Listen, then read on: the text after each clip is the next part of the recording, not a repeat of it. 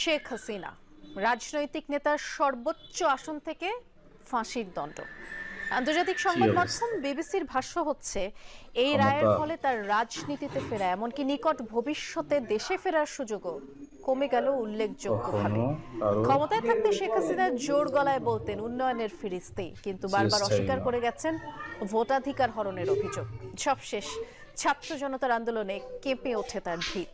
রাষ্ট্রীয় বাহিনীর সর্বোচ্চ অপব্যবহার আর গুম খুনের অভিযোগ মাথায় নিয়ে দেশ ছেড়ে পালিয়ে যেতে হয় তাকে। আর ওই ধারাবাহিকতায় আজ এলো ফাঁসির দণ্ডের রায়। অনেকের কাছে স্বৈরাচারের প্রতীক শেখ হাসিনা, কারো ভাষায় ফ্যাসিস্ট, আবার সমর্থকদের কাছে তিনি উন্নয়নের কর্ণধার। ২৪-এর ৫ আগস্ট ছাত্র জনতার আন্দোলনের মুখে পালিয়ে যাওয়ার আগ পর্যন্ত তার প্রতাপ দুর্দণ্ড। ১-২ বছরে তৈরি হয়নি এই অবস্থা।